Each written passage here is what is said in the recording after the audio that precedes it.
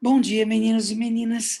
Hoje, dando continuidade aos nossos estudos do ciclo crítico literário, nós vamos trabalhar com a obra Romanceiro da Inconfidência, que é um livro que entrou novamente, já fazia muito tempo que isso não acontecia, né, na lista de leituras obrigatórias da FUVEST deste ano.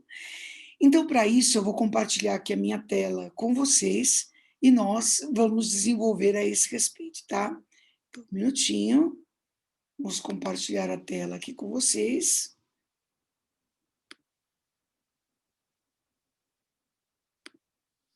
Pronto, né? Então, é esse livro aqui. A edição que eu vou usar, eu coloquei essa capa aqui, porque a edição que eu vou usar é esta, né? Que é uma edição mais antiga do Romanceiro da Inconfidência.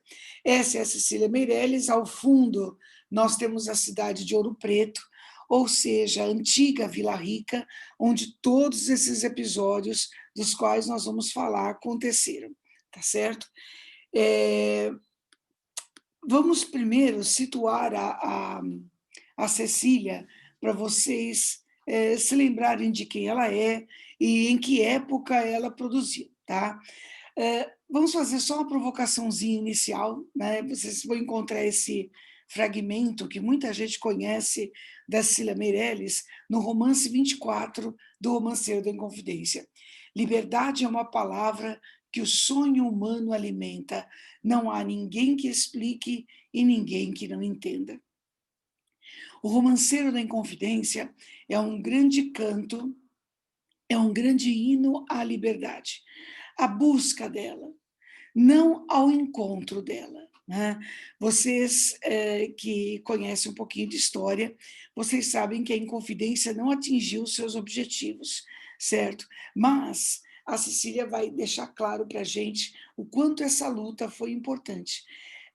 Não só para o momento em que ela aconteceu, não só para a conscientização da necessidade dessa liberdade, mas posteriormente também, né? O que ela acabou representando dentro da história, tá? Então, é só para a gente lembrar, né, qual é a grande proposta, né, que está nesse grande movimento, tá? Primeiro, deixe eu refrescar a memória de vocês para situar a Cecília no tempo e no espaço. Lembre-se de que a Cecília Meirelles é uma escritora da segunda geração modernista, que é essa geração que vai de 1930 a 1945. É essa geração que vai assistir ao mundo, como eu costumo dizer a vocês, doente, né? Doente por ter sido invadido pela Segunda Grande Guerra, doente por ter sido invadido pelas grandes ditaduras. Então, o escritor, seja na prosa, seja na poesia, ele tem como principal proposta fazer da sua literatura um veículo de conscientização. Existe isso acima de qualquer coisa, né? Esse veículo de conscientização é o papel que a arte tem. Na prosa, ainda mais forte do que na poesia. A Cecília não está nessa linha, né? Ela faz parte de um grupo dessa geração, um grupo do qual faz parte Vinícius de Moraes, Jorge de Lima, Murilo Mendes, que é o grupo dos poetas católicos, que é uma poesia mais espiritualista. Como eu já disse isso a vocês, né? Tudo bem, a gente sabe que o que se propõe ali é a vivência da espiritualidade na prática, né? Esse cristianismo mais difícil de ser efetivamente vivenciado. Mas a Cecília, ela dentro desses escritores aí, mesmo dentro dessa linha, ela é a escritora mais intimista. Quando se pegam livros como Retrato Natural, como Viagem, né? Nós temos uma Cecília voltada a reflexões que envolvem o absoluto, né? Representado no mar, na solidão, na amplitude, não é? Enfim, a Cecília tem essa literatura mais metafísica, né? Mais intimista, de uma vertente mais universal. Não é à toa que a Cecília é considerada pela crítica como herdeira do simbolismo. Assim, apesar do Romanceiro da Inconfidência ser uma obra que dentro dessa temática mais impalpável, ela quebra um pouco, né? Afinal, essa obra de 53, ela tem um fato concreto com o pano de fundo, que é justamente o movimento da Inconfidência Mineira, né? Então, existe aí uma crítica social, a gente sabe disso.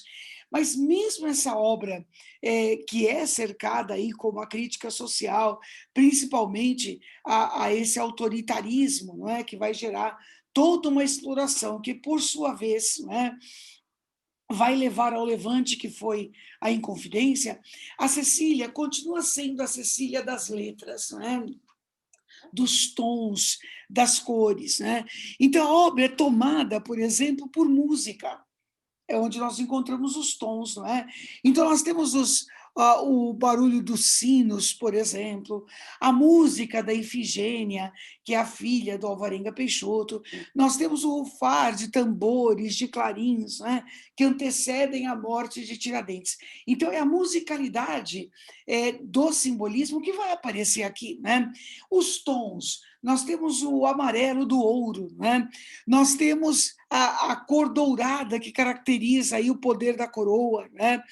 Nós temos as sombras da madrugada, nós temos a negra masmorra, o vermelho sangue, não é? Enfim, então essas cores todas combinadas com a música, combinadas com as letras, né, vão gerar toda uma atmosfera que vai muito além de contar a história. Quando a gente quer conhecer a história, o que nós fazemos? Né? Nós pegamos um livro de história, e aí nós vamos saber cientificamente, enfim, e de uma forma precisa, tudo aquilo que foi aquele momento histórico. Só que esse texto que nós vamos analisar hoje não é um texto de história, é arte, não é? É arte literária. Então, a ideia é propor uma reflexão sobre um momento histórico a partir das perspectivas daquele que conta. E tudo bem que seja assim, né? A história, contada enquanto história, né, ela precisa ser objetiva. Mas a literatura, ela pode ser subjetiva, pode e deve, né? É a leitura individual, certo? Não é a história dos dominantes, necessariamente, que vai ser contada, que é o discurso que normalmente a história faz, né?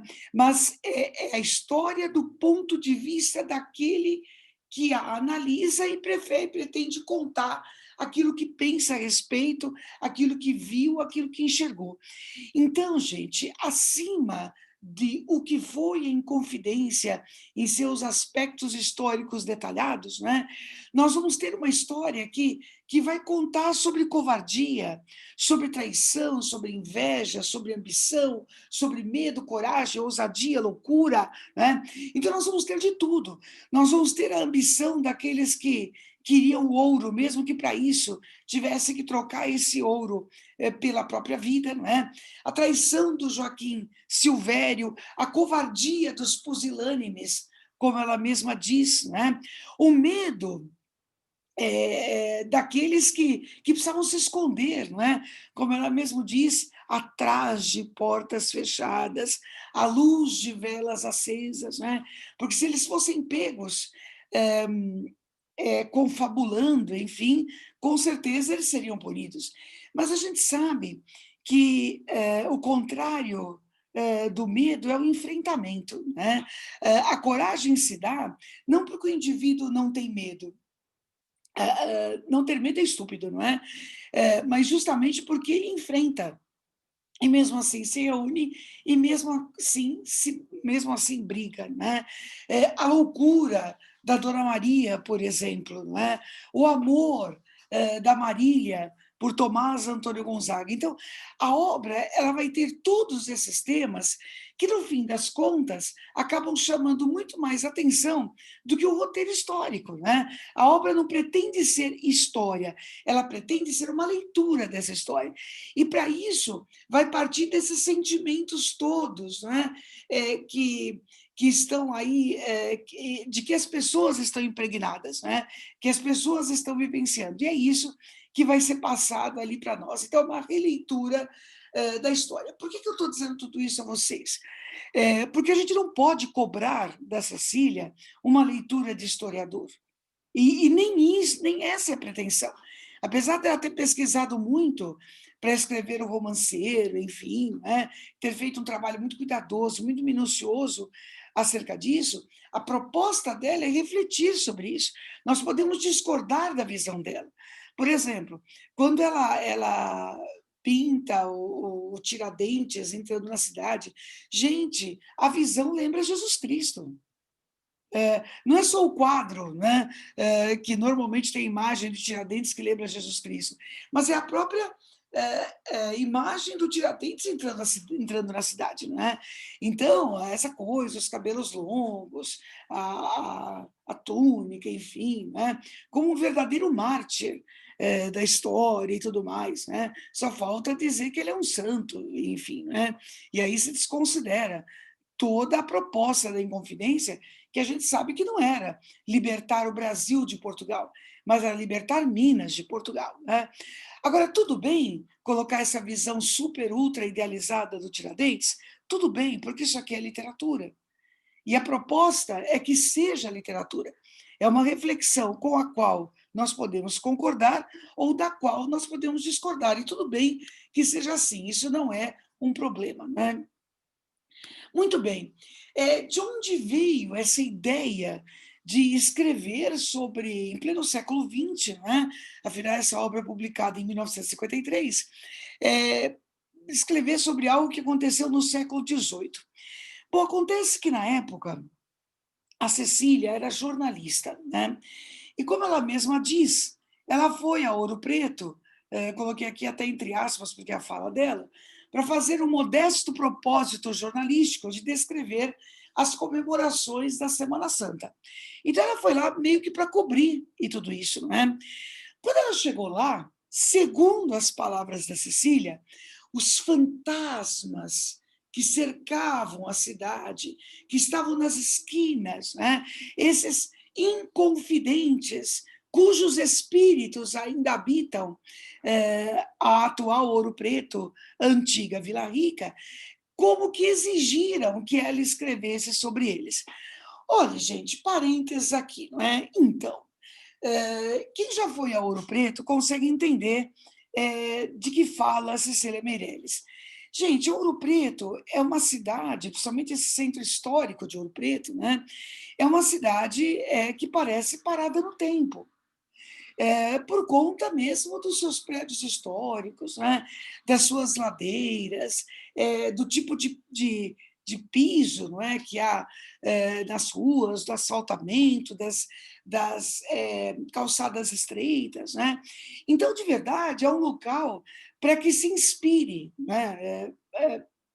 Para que se inspire esse tipo de matéria. E a Cecília, né, com poeta que era, vamos manter aqui a denominação de poeta, a Cecília, parênteses aqui, não gostava de ser chamada de poetisa. E isso porque ela tinha plena consciência, né, já na época, desse preconceito que havia com a literatura produzida por mulher. Não é só ela que vai passar por isso, não é? Clarice Lispector vai passar pela mesma coisa.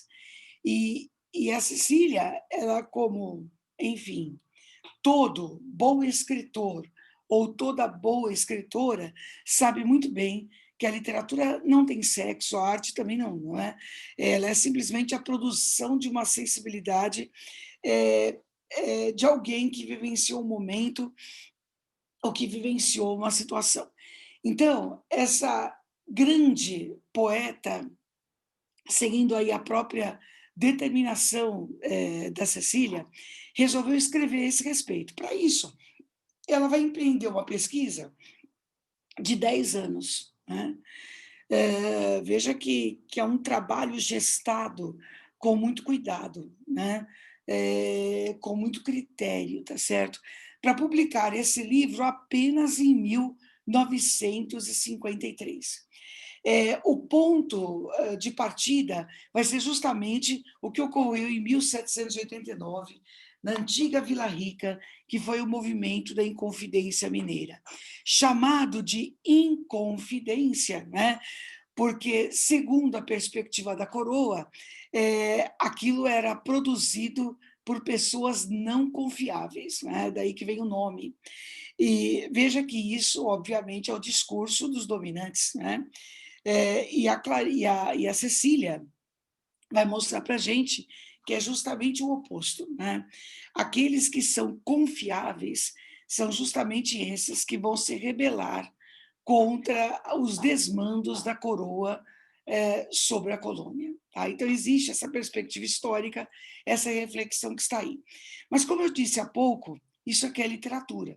Então, todos esses fatos históricos, toda essa atmosfera trágica da Inconfidência, ela se une a elementos inventivos, e tudo bem que seja assim. Então, a Cecília vai contar para a gente o que foi que o Tiradentes pensou quando estava indo para ser enforcado, por exemplo. Vamos combinar que ela não tinha como saber esse tipo de coisa, certo? Mas tudo bem, né? Isso está dentro da inventividade do texto, né? E que vai atingir o seu objetivo, que é gerar reflexão sobre aquele momento. Aí eu coloquei aqui um trechinho do romance 12, né? Para vocês verem até onde vai essa inventividade. Isso aqui é uma cena que, teoricamente, né, aborda o momento em que o Joaquim José é criança. Então, vejam isso. 7 crianças na capela rezavam cheias de fé. A grande Santa Formosa eram 3 de cada lado, os filhos do Almotacé. Mas esse do meio tão sério, quem é? Eu, Nossa Senhora, sou Joaquim José. Salvai-o, Senhora, com o vosso poder, do triste destino que vai padecer. Veja, essa cena, obviamente, não é registrada por nenhum livro de história, né? Mas a Cecília já coloca essa criança, né, que está ali, religiosa, rezando para Nossa Senhora, que não sabe ainda, né, mas tem um destino trágico traçado para si, que é morrer enforcado e ter o seu corpo esquartejado e espalhado na estrada que vai unir Vila Rica ao Rio de Janeiro. Então, ele não sabe disso, né?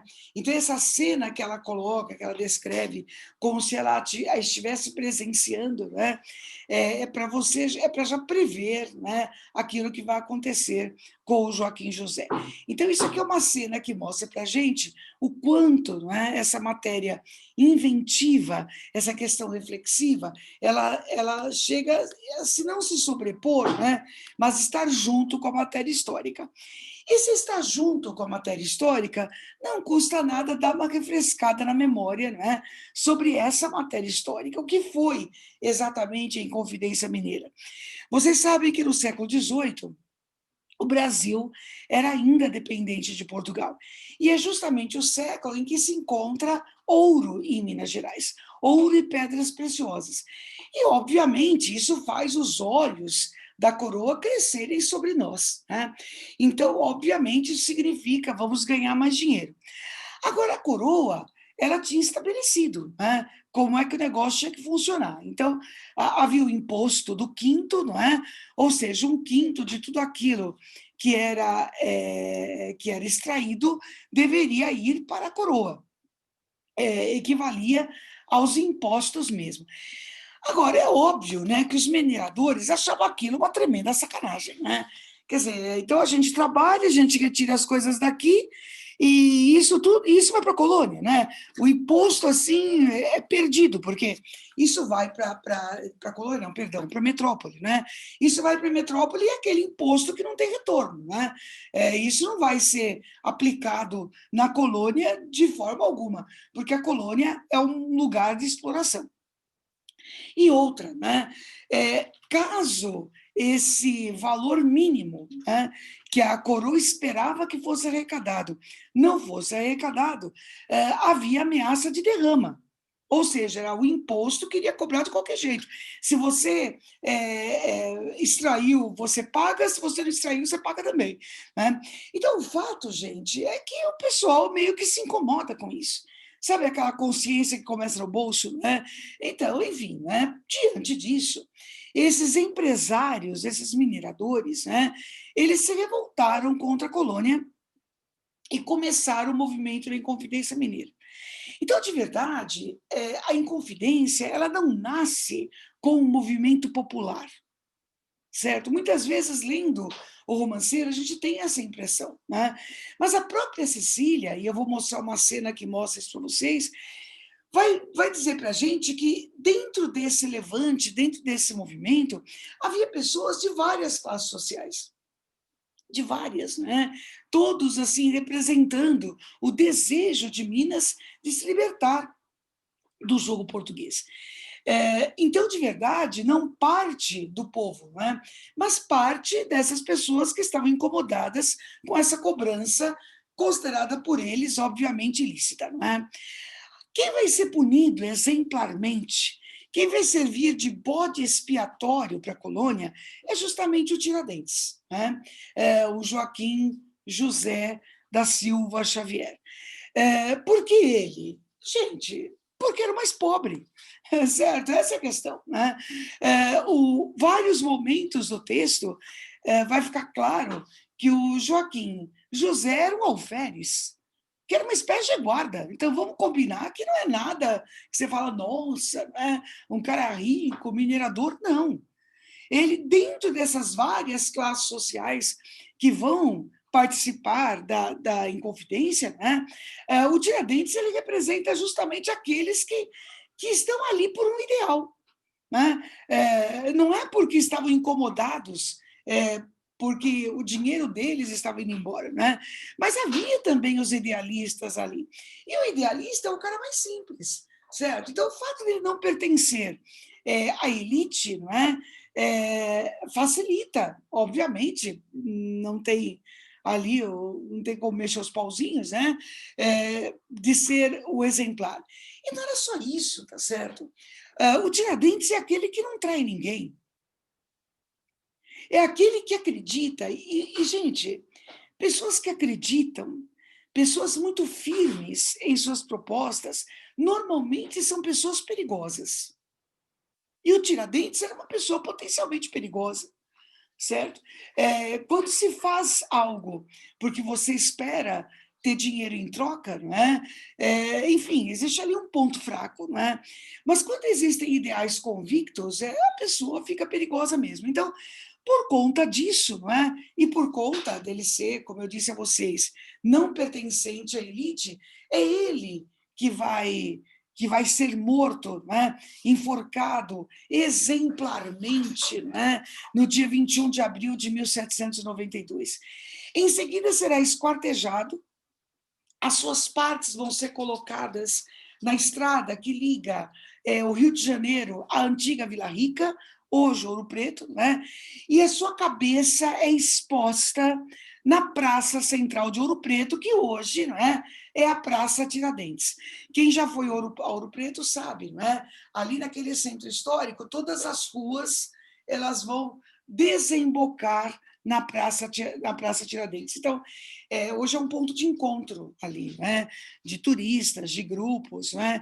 Que vão até lá para visitar a cidade. Então, é um ponto central. E o objetivo era isso mesmo, mostrar força, né? É para todo mundo ver o que acontece com inconfidentes, né? Com pessoas que não merecem confiança. Tá? Então, historicamente, essa é a matéria. Literariamente, que tipo de obra nós temos? Então, o livro é um romanceiro. Nós temos ao todo 85 romances.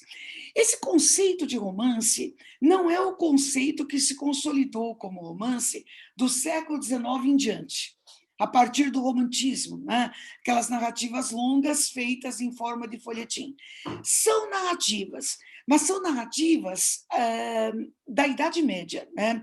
Então, na Idade Média, havia textos em versos narrativos que sempre contavam a história de um herói, né? Normalmente histórias ligadas à cavalaria, que eram essas narrativas populares da Idade Média. A Cecília vai se inspirar nesses romances. Olhe, parênteses aqui, ela não é a primeira a fazer isso, certo? Já no século XIX, Almeida Garrett, no romantismo português, escreveu um livro chamado Romanceiro, né? Que também é uma coletânea de narrativas populares. Só que aqui as narrativas não são populares, né? Essas narrativas todas vão contar essa matéria de que eu acabei de falar para vocês, certo? Muito bem, esses romances na Idade Média, né, eles eram oralizados, certo? Então as pessoas falavam esses versos, porque acabavam, enfim, dominando esses versos. E esse estilo do romance se confundia, né, com o estilo, né, épico lírico ou épico dramático. Épico lírico porque você tem a questão do herói e há os sentimentos envolvidos ali naquela situação. E épico dramático, porque nós temos coisas do gênero dramático, como o monólogo, como o diálogo, por exemplo. Então, é até legal a gente saber que quando a Cecília se sentiu inspirada, né, para fazer o romanceiro, num primeiro momento, ela pensou em fazer daquilo teatro. Né? Ela via ali personagens que poderiam estar num cenário e podiam contracenar ali. Mas, diante das pesquisas que ela fez, isso tornou inviável. Né? São muitas personagens, são muitas histórias, e a partir daí é que ela decidiu fazer isso em forma de versos. Como o texto é narrativo, e existe essa parte inventiva de que eu falei a vocês, né? Existe todo esse sentimento da escritora, da autora, né? Da maneira como ela vê a inconfidência que ela gostaria de passar por meio de um eu narrador, né? Nós vamos ter o romance como uma forma de colocar isso. O romance dentro, obviamente, dessa definição de romance que a Idade Média traz. Tá? Bom, a obra em si, ela vai trazer para a gente 3 tipos de narrações, a gente pode dizer assim. Né? Então, alguns são chamados de romances, outros são os cenários e outras são as falas. Né? Os romances são 85. Né? Nós vamos mostrar para vocês alguns aqui, para que vocês tenham uma ideia de como isso é contado. Tá? Mas as falas e os cenários, né? As falas são intervenções que a Cecília vai fazer, né? Colocando exatamente como ela enxerga aquilo. Então, as falas têm uma função emotiva predominante. Então, é a forma de você entender quais são as intenções daquela parte da obra, sobre o que vai falar e como ela sente. Né? Os cenários são ambientações. Sabe isso que eu acabei de falar para vocês? Essa questão de lembrar o teatro, né? Então, os cenários aqui, quando ela coloca, ela escreve mesmo cenário, né? É uma espécie de rubrica. A gente sabe que as rubricas no teatro não são falas de narrador. O teatro não tem narrador, né? Mas elas aparecem como orientação. Orientação para diretores, orientação para os atores, como é que eles têm que se comportar, como é que tem que entrar, de onde vem e tudo mais. Como existe essa ideia que eu disse a vocês de que esse texto fosse feito num primeiro momento em forma de teatro, ela mantém algumas características do gênero dramático, não é? E o cenário é uma dessas características, certo? Esse cenário, até chamado de cenário, que lembra mais ainda para a gente o teatro, não é?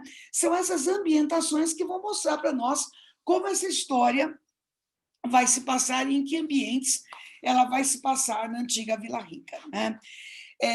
Gente, a obra, vocês vão perceber, ela é dividida em 5 partes. A Cecília não escreve primeira parte, segunda parte, não é? Na verdade, isso não acontece. Mas a gente percebe essa divisão clara por meio das falas e dos cenários. Né? Normalmente, as falas e os cenários, elas iniciam cada uma das partes. Tudo bem que ela vai terminar a obra com uma fala, certo? Mas isso não acontece nas partes anteriores. Então, essa divisão ela fica clara para nós, não só porque muda o enfoque, né? Mas é porque ela vai mudando o cenário, né? E vai indicando para a gente, por meio das falas, né? Sobre o que aquela parte vai desenvolver, sobre o que ela vai falar, tá bom? Bom, eu disse há pouco que o texto é em versos, né? E que o formato que ela escolhe é o formato da Idade Média, que é o romance. Sendo fiel a esse formato, os versos também o são, certo?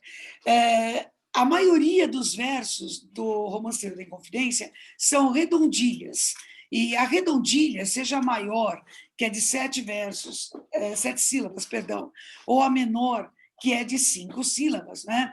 Nós vamos ter aí a métrica que lembra a Idade Média.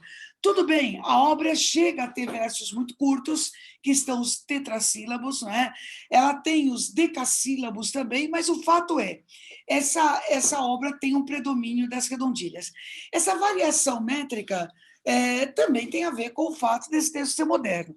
Tudo bem que a Cecília não está nem um pouquinho preocupada em seguir ali os preceitos da geração anterior, a geração de 22. Aliás, nem da anterior, nem da sua, né?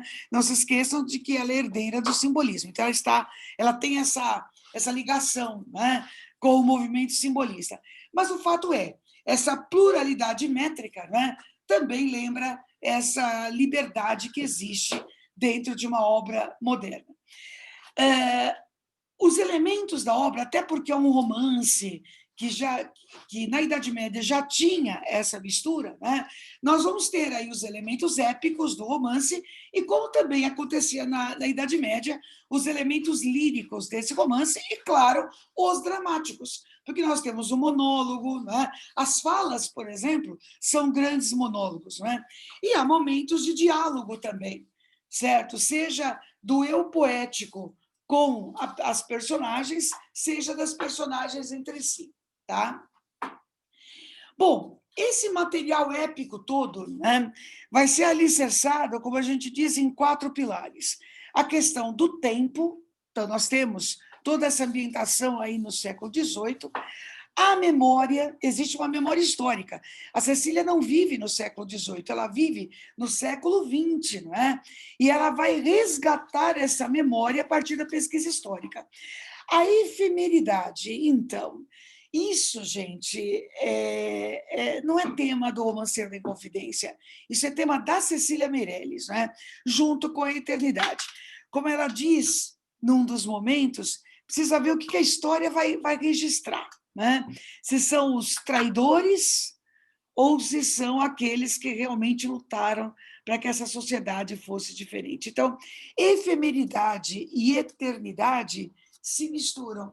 Há aqueles nomes que vão se perder no tempo e na história, né? Mas há aqueles que vão ficar, certo? Dos traidores, de quem a gente se lembra? Do Joaquim Silvério dos Reis, né? Desse a gente se lembra bem, né? Enfim, né?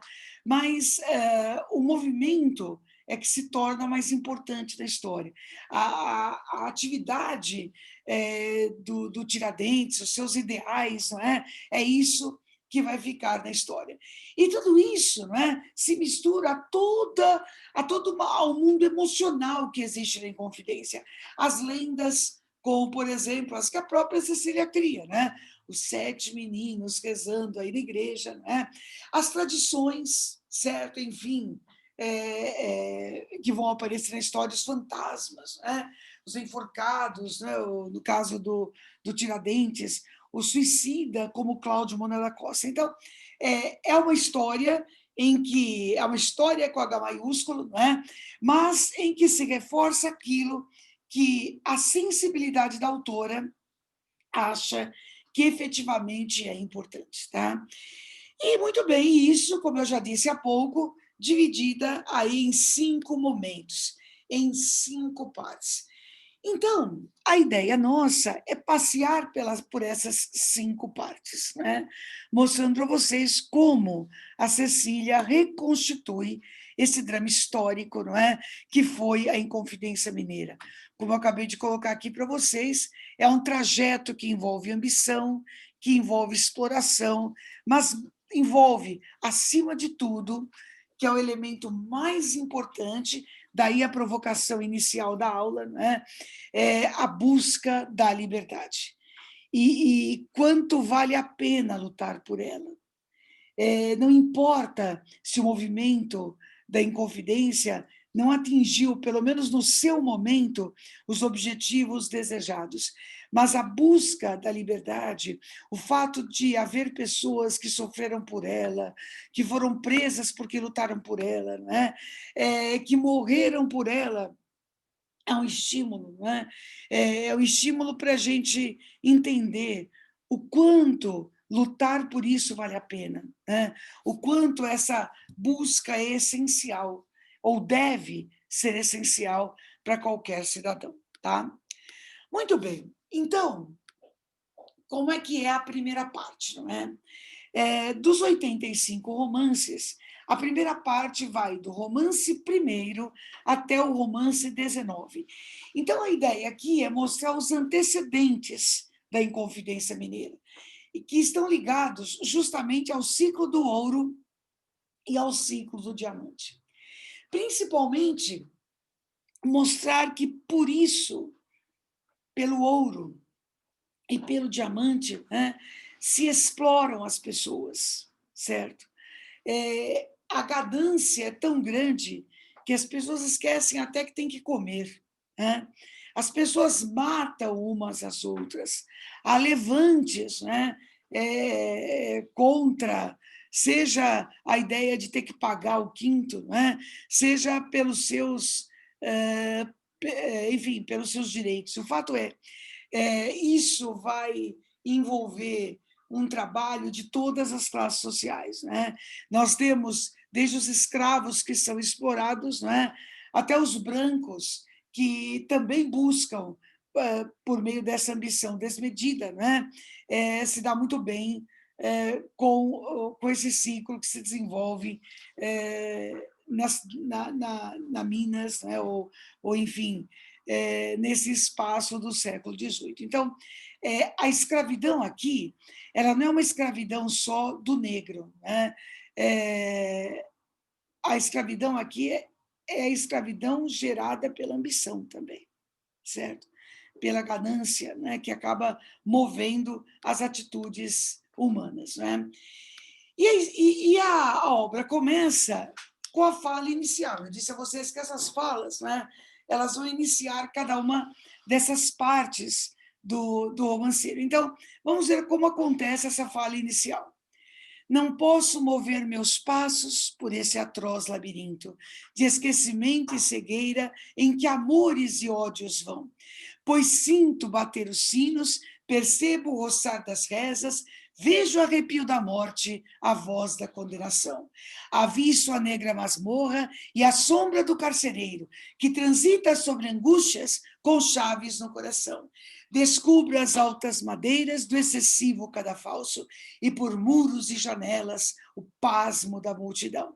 Veja que é bem uma introdução, uma série de coisas, né? Seja ao ambiente de Vila Rica, seja a posterior condenação de Tiradentes como um dos propagadores do movimento. Batem patas de cavalo, suam soldados imóveis na frente dos oratórios. Que vale mais a oração? Vale a voz do brigadeiro sobre o povo e sobre a tropa, louvando a augusta rainha, já louca e fora do trono, na sua proclamação. Ó meio-dia confuso, ó 21 de abril sinistro, que intrigas de ouro e de sonho houve em tua formação? Quem ordena, julga e pune? Quem é culpado e inocente? Na mesma cova do tempo cai o castigo e o perdão. Morre a tinta das sentenças e o sangue dos enforcados. Liras, espadas e cruzes, pura cinza agora são. Na mesma cova as palavras, o secreto pensamento, as coroas e os machados, mentira e verdade estão. Aqui, além pelo mundo, ossos, nomes, letras, poeira, onde os rostos, onde as almas, nem os herdeiros recordam rastro nenhum pelo chão. Ó grandes muros sem eco, presídios de sal e treva, onde os homens padeceram sua vasta solidão. Não choraremos o que houve, nem os que chorar queremos, contra rocas de ignorância rebenta a nossa aflição. Choramos esse mistério, esse esquema sobre-humano, a força, o jogo, o acidente da indizível conjunção, que ordena vinas e mundos em polos inexoráveis, de ruína e de exaltação. Ó silenciosas vertentes, por onde se precipitam inexplicáveis torrentes por eterna escuridão. Veja que não é uma introdução, não é uma fala sobre a primeira parte, é uma fala sobre a obra, certo? Daí ser apenas uma fala inicial, né? A ideia é a gente, no caso a Cecília, né, introduzir a matéria sobre a qual vai tratar o romanceiro. E aí, como é que ela mostra isso que eu acabei de dizer a vocês, né? Essa questão da escravidão gerada pela ganância, né? E o fato das pessoas se tornarem dependentes disso. Então, veja o primeiro romance, o da Revelação do Ouro. Eu coloquei um fragmento aqui para vocês entenderem como é que ela mostra. E atrás deles, filhos, netos, seguindo os antepassados, vêm deixar a sua vida caindo nos mesmos laços, perdidos na mesma rede, teimosos, desesperados, por minas de prata e de ouro, curtindo o destino ingrato, emaranhando seus nomes para a glória e o desbarato, quando dos perigos de hoje, outros nascerem mais altos, que a sede de ouro é sem cura, e por ela subjugados, os homens matam-se e morrem, ficam mortos, mas não fartos. Não fartos, porque ela não tem medida, certo? Quanto mais se tem, mais se quer, né? Ai, ouro preto, e assim foste revelado. Então, agora sim, né? O primeiro romance mostra para a gente o tema dessa segunda parte, que é justamente isso, não é? São essas pessoas, não é? Essas cidades, a gente pode chamar assim, que vai buscar um rápido crescimento por meio da mineração. Como aconteceu já com vários lugares de lavras, né? de pedras preciosas, isso atrai não só as pessoas de lá, mas atraem pessoas de fora também. E todos unidos aí na mesma ambição, no mesmo desejo. Né? A coisa é tão séria, que simplesmente se deixa de produzir outras coisas. Sabe, gente, as pessoas precisam comer, tá, né? E se deixa de produzir aquilo que se vai comer. Chega a se passar, por exemplo, 2 surtos de fome, né? Justamente por conta disso. E as tragédias são várias, né? Geradas aí pelo ouro. Não são só as pessoas que morrem, muitas vezes em desabamentos nas minas, fazendo um trabalho insalubre, né? Mas existe a donzela assassinada pelo pai, como aparece no romance quarto. Existe a destruição do Morro da Queimada, né? Que depois passou a ser chamado de Morro da Queimada, mas é o arraial de Ouro Podre. Lá, por exemplo, né, há a instauração da casa de fundição, e é isso que vai gerar a revolta, né, contra o Conde de Assumar. E o Conde de Assumar vai passar, assim, igual um trator, né, destruindo tudo, tá certo? O negócio vai ser feio, né?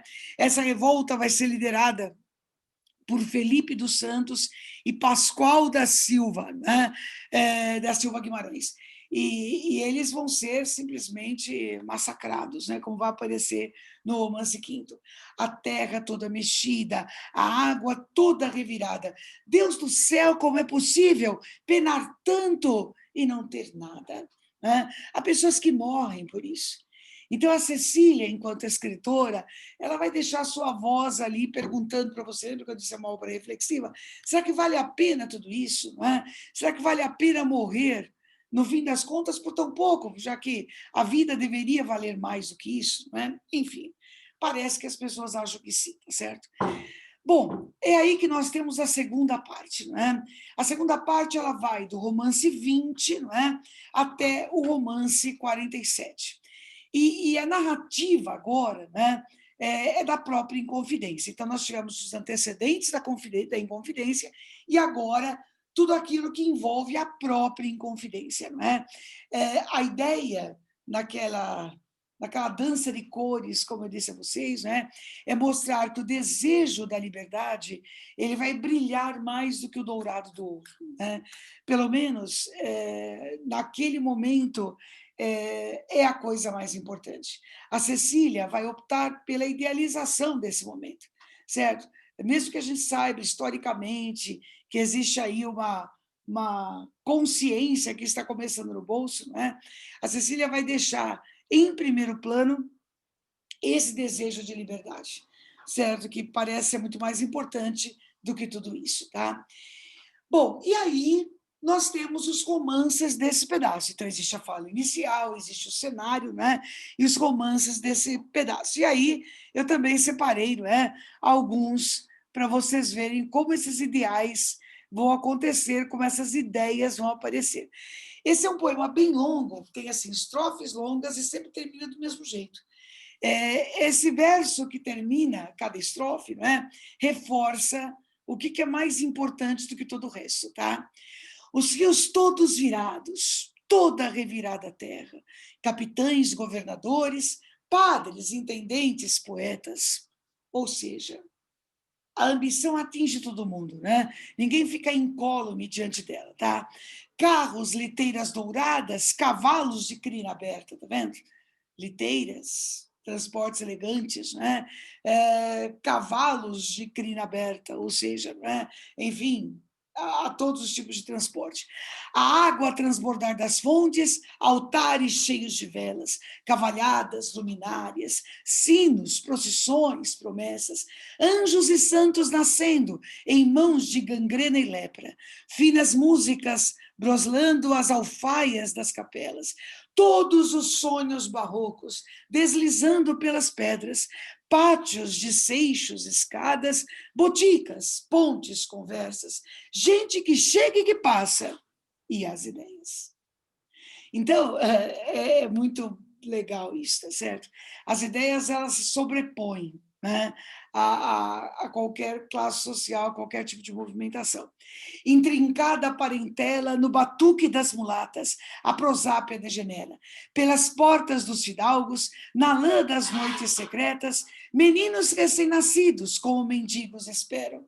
Bastardias, desavenças, emboscadas pela treva, sesmarias, salteadores, emaranhadas invejas, o clero, a nobreza, o povo e as ideias.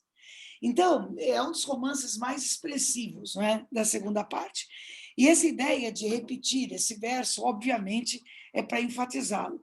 Essas ideias que podem até começar, né, dessa elite mineradora, mas vai atingir todas as camadas sociais. E as pessoas vão buscar ali os seus ideais diante, frente a esse levante, né? Quer dizer, vão lutar por aquilo em que acreditam. E isso é o mais importante de tudo, né? Não é à toa que são as ideias que são destacadas. E para reforçar o que eu lhes disse, né? Todas as classes sociais, atrás de portas fechadas, à luz de velas acesas, o levante ele é escondido, tá certo? Claro, né? A coroa não podia nem desconfiar do que estava acontecendo. Brilham fardas e casacas junto com batinas pretas. Se eu não estou enganada, foi a FUVEST que fez essa pergunta, né? Colocou essa estrofe para perguntar justamente as classes sociais que estão aqui representadas, né? Veja que nós temos as fardas, né, os guardas, nós temos as batinas, por exemplo, dos padres, né? Nós temos as finas mãos pensativas, né? Os filósofos, nós temos os galões, sedas, rendas, né? As mulheres elegantes. Por exemplo, hoje a gente sabe que na casa da Bárbara Eliodora, né, muitas dessas reuniões eram feitas e com participação ativa também de mulheres. Então, todos, né, estão ali unidos nesse mesmo propósito. E há finas mãos pensativas entre galões, sedas, rendas, e há grossas mãos vigorosas, tá vendo? Existem populares ali no meio, né? De unhas fortes, duras veias, e há mãos de púlpito e altares, de evangelhos, cruzes, bênçãos. Uns são reinóis, uns mazombos, e pensam de mil maneiras, mas citam Virgílio e Horácio, e refletem e argumentam. Falam de minas e impostos, de lavras e de fazendas, de ministros e de rainhas, e das colônias inglesas. Então, o movimento vai nascer desses grupos que são híbridos, não é? E que buscam o mesmo ideal, tá? Atrás de portas fechadas, à luz de velas acesas, entre sigilo e espionagem, acontece a inconfidência. E diz o vigário ao poeta: escreva-me aquela letra do versinho de Virgílio e dá-lhe o papel e a pena. E diz o poeta ao vigário com dramática prudência: tenha meus dedos cortados antes que tal verso escrevam. Liberdade, ainda que tarde, ouve-se em redor da mesa, e a bandeira já está viva e sobe na noite imensa, e os seus tristes inventores já são réus, pois se atreveram a falar em liberdade, que ninguém sabe o que seja, não é? Que vai depois tornar-se a bandeira de Minas, né? O verso de Virgílio aqui está: libertas quaeseratamen, ou seja, liberdade ainda que tarde, a liberdade ainda que tardia, né? Então, quer maior símbolo que esse, né? Como diz aqui o eu narrador, ninguém sabe exatamente o que é, mas as pessoas sabem o quanto ela é importante, né? E brigam por ela, e lutam por ela, e toda luta por ela vale a pena por natureza. Mas aí que está, né? Sempre há os traidores, né? No romance 34 vai aparecer o Joaquim Silvério dos Reis, aquele que vai trair os inconfidentes. E aí, do mesmo modo que Cristo, que Tiradentes é comparado a Cristo, né? Joaquim Silvério, obviamente, é comparado a Judas, né? Melhor negócio que Judas fazes tu, Joaquim Silvério. Que ele traiu Jesus Cristo, tu traz um simples alferes, recebeu 30 dinheiros e tu muitas coisas pedes. Veja que o negócio que o Judas fez é ruinzinho, né? Perto do negócio que o Joaquim Silvério vai fazer. E que negócio é esse, né? Pensão para toda a vida, perdão para quanto deves, comenda para o pescoço, honras, glórias, privilégios. E andas tão bem na cobrança que quase tudo recebes. Veja que para ele o negócio deu certo, né? O Judas acabou se matando, né? Mas ele não, tá certo? Ele vai sair muito bem. Melhor negócio que Judas fazes tu, Joaquim Silvério, pois ele encontra remorsos, coisa que não te acontece. Ele topa uma figueira, tu calmamente envelheces. Sem remorso nenhum, né? Orgulhoso e impenitente com teus sombrios mistérios. Pelos caminhos do mundo, nenhum destino se perde. Aos grandes sonhos dos homens e à surda força dos vermes. Veja que esse pedacinho final aparece entre parênteses, né? A Cecília não abre mão mesmo, não é? Dos seus comentários pessoais e nem tem que fazer isso. E é aqui que ela coloca, tá vendo? Aqueles que vão ficar na história, porque representaram os grandes sonhos dos homens, mas aqueles que vão representar a surda força dos vermes. Né? Então é esse Joaquim Silvério, né, que fica na história representando justamente tudo isso. Tá? Bom, a terceira parte, não é, que vai do romance 48, não é, até o romance 64, vai contar para a gente a morte de Cláudio Manuel da Costa e a morte de Tiradentes. Veja, várias figuras históricas são mencionadas, né? E existem aquelas a que se dá mais ênfase. O Cláudio Manuel da Costa foi um poeta árcade, não é? Que participou da Inconfidência Mineira, e nós vamos ver de que maneira a Cecília vai contar a morte dele. Tá? E, obviamente, a morte aí do personagem principal dessa história toda, que é o Tiradentes, né? Mesmo porque ele é que vai ser o bode expiatório da colônia. E essa terceira parte começa com a fala aos pusilânimes, ou seja, aos covardes, né? A fala àqueles que, além de não ajudarem, atrapalharam, né? Foram traidores, ou se esconderam, ou fingiram que a coisa não era com eles, né? Então, o que a nossa poeta, né, tem a dizer aos pusilânimes? Se vós não fosseis os pusilânimes, recordaríeis os grandes sonhos que fizestes por esses campos, longos e claros como reinos. Cantaríeis vossas conversas nos lentos caminhos floreados, por onde os cavalos felizes, com o ar límpido e a lúcida água, sacudiam as crinas livres e dilatavam a narina, sorvendo a úmida madrugada. Mas, ai, fechastes vossas janelas, e os escaninhos de móveis e almas, escrevestes cartas anônimas, apontastes vossos amigos, irmãos, compadres, pais, filhos, os traidores, né? Esses são os pusilânimes. Queimastes papéis, enterrastes o ouro sonegado, fugistes para longe com falsos nomes, e a vossa glória, nesta vida, foi só morrerdes escondidos, podres de pavor e remorsos. Então, são aqueles responsáveis, né, pela morte de pessoas que só queriam a liberdade. Bom, uma delas foi Cláudio Manuel da Costa. Né? Quando o Cláudio foi preso por implicação com a Inconfidência Mineira, né, e morreu na cadeia. E durante muito tempo, a versão oficial é que ele tinha se matado na cadeia. Né?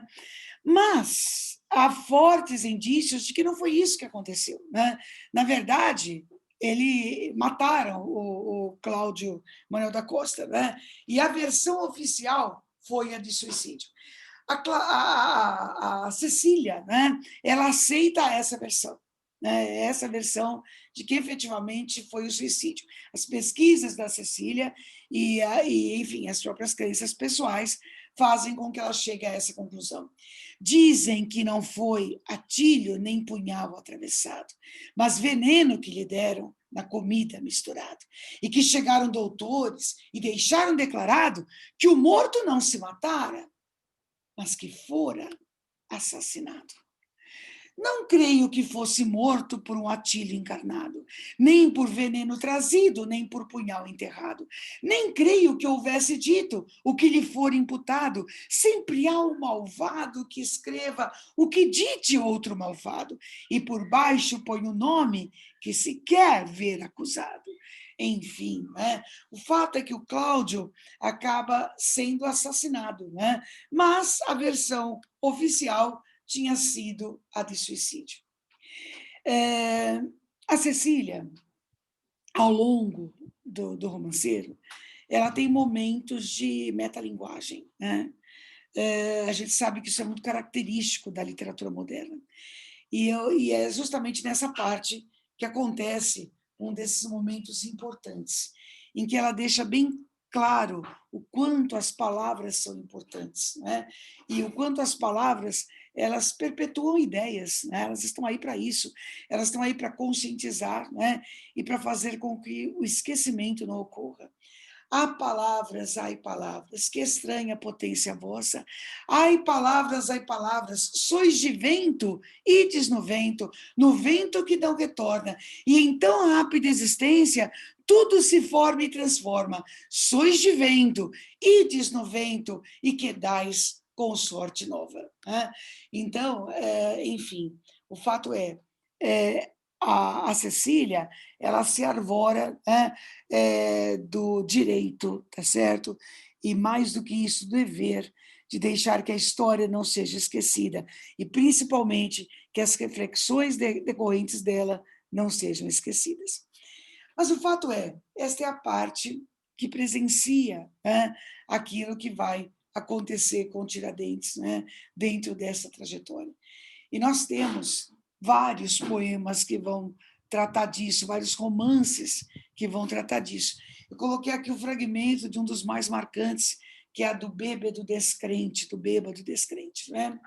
Viu o penitente de corda ao pescoço. A morte era o menos, mas era o alvoroço. Presta atenção a isso. Se morrer é triste, por que tanta gente vinha para a rua com cara de contente? Isso aqui lembra os momentos de fogueira inquisitorial, né? É uma festa, tá certo? No fim das contas, ver alguém ser enforcado é uma festa, né? Não devia ser, não é um momento meio sádico, tá certo, mas o fato é uma festa, as pessoas querem ver. Ai, Deus, homens, reis, rainhas, eu vi a forca e voltei, os paus vermelhos que tinha. Não era uma festa, não era um enterro, não era verdade, não era erro. Então, por que se ouvem salmo e ladainha, se tudo é vontade da nossa rainha? Veja, isso aconteceu porque alguém determinou que isso aconteceu. E a rainha determinou que ele fosse enforcado. Então, isso não é uma fatalidade, tá certo? Acontece, enfim, não. Alguém determinou isso. E alguém deveria sofrer com isso. E não aquele que é inocente que está lá sofrendo. Deus, homens, rainhas, reis, que grande desgraça minha, nunca vos entenderei. Olhe de novo, não é? O fragmento lá entre parênteses, como se a Cecília estivesse ali, naquele momento, assistindo a cena, e se colocasse diante dela, e volto a dizer a vocês, com todo o direito de fazê-lo, porque afinal isso é literatura, né? A quarta parte vai trazer o sofrimento de Tomás Antônio Gonzaga, o infortúnio, o destino, né? Até a morte de Alvarenga Peixoto, que também foram poetas árcades, vocês os conhecem, né?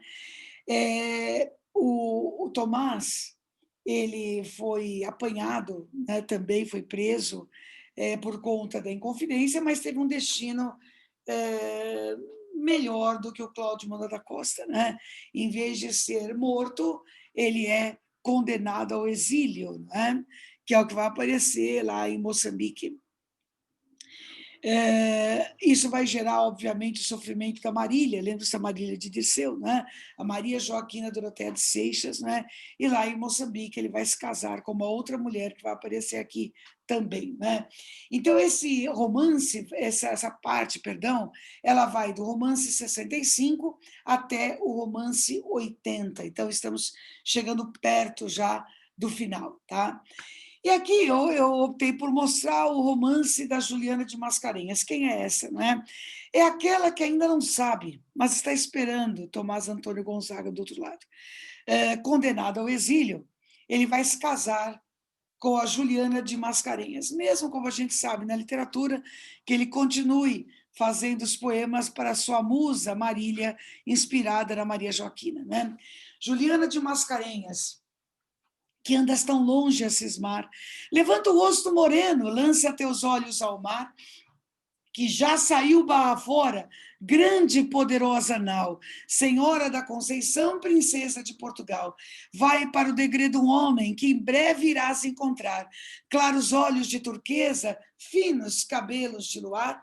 Vai para o degredo um poeta que se não pode livrar de vice-reis e ministros e capitão-geral, e era a flor do nosso tempo, e era a flor deste lugar. Então a Juliana ainda não sabe, né? Mas é o Tomás Antônio Gonzaga que vai chegar para ela, né? Até Moçambique, e é com ela que ele vai se casar. Enquanto isso, quem é que fica sozinha? A inconformada Marília, né? Pungia Marília bela, negro sonho atormentado, voava seu corpo longe, longe por alheio prado, procurava o amor perdido, a antiga fala do amado, mas o oráculo dos sonhos dizia a seu corpo alado: ah, volta, volta, Marília, tira-te desse cuidado, que teu pastor não se lembra de nenhum tempo passado, afinal ele vai se casar com outra, né? E ela, dormindo, gemia, só se estivesse alienado. Então, né, ele está lá, foi para o outro lado, casou com outra, mas ela ainda acha, né, que ele, de verdade, ainda é dela, né? Só se ele estivesse maluco, né? É que ele não pensaria nela, mas a gente sabe que não foi bem isso que aconteceu, né? Bom, também essa quarta parte vai presenciar a morte de Alvarenga Peixoto, a morte da Bárbara Eliodora, né, a sua esposa, e, posteriormente, a morte da filha, né, Maria Efigênia, chamada de princesa pelo poeta em seus versos, né? E ela vai morrer de um jeito trágico, tá certo? Ela vai cair, vai ter um acidente, vai cair de um cavalo, né? o que vai levá-la à morte, tá? Ecos do Rio das Mortes, este som desafinado, este nervoso manejo tem destino assinalado. Riste, menina, a que estuda com tão penoso cuidado, atada como princesa, para que estranho reinado? Vai ver sua mãe demente, vai ver seu pai degradado. Então é isso, o pai é condenado ao exílio, não é? A mãe morre, não é? E posteriormente a Maria Ifigênia vai se encontrar com ela, não é? Porque morre também. E aí, encerrando a nossa abordagem, a quinta parte, não é? Que vai até o romance 85. A quinta parte vai trazer a volta da Dona Maria I ao Brasil, a sua morte, não é? E o degredo, o exílio de outros inconfidentes. E, por fim, a reflexão final da nossa escritura. Tá? Vamos ver como é que isso aparece. Um trechinho aqui do romance que vai falar da morte da rainha. Ah, nem mais rogo, nem promessa, nem procissão, nem ladainha. Somente a voz do sino grande que brada. Está morta a rainha. Ai, a neta de Dom João V. Ai, a filha da Marianinha.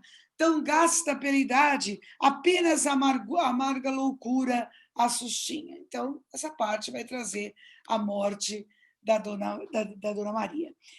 Mas o poema mais importante, né, da última parte é como a Cecília fecha essa reflexão toda, que é com a fala dos inconfidentes mortos, né? Mortos, degradados, né?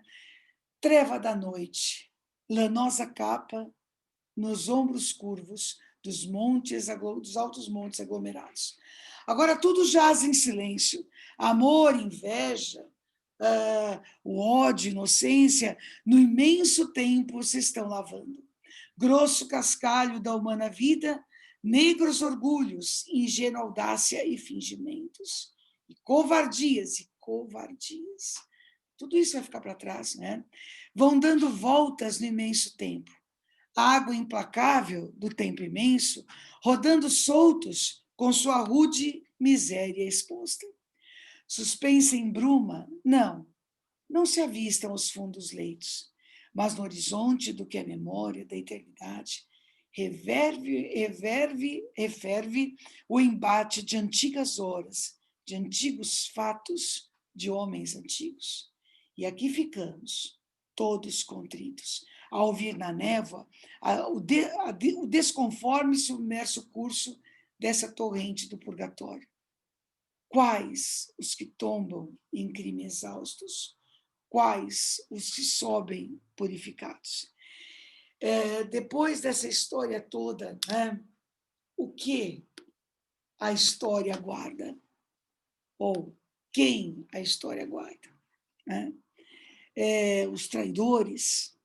Ou guarda justamente aqueles que morreram, né, mas lutando por um ideal que efetivamente vai se tornar símbolo, né, para outras lutas na história. Então é isso, meninos, leiam o Romanceiro da Inconfidência, é uma obra maravilhosa de ser lida, né, agradável de ser lida, e façam as próprias reflexões de vocês.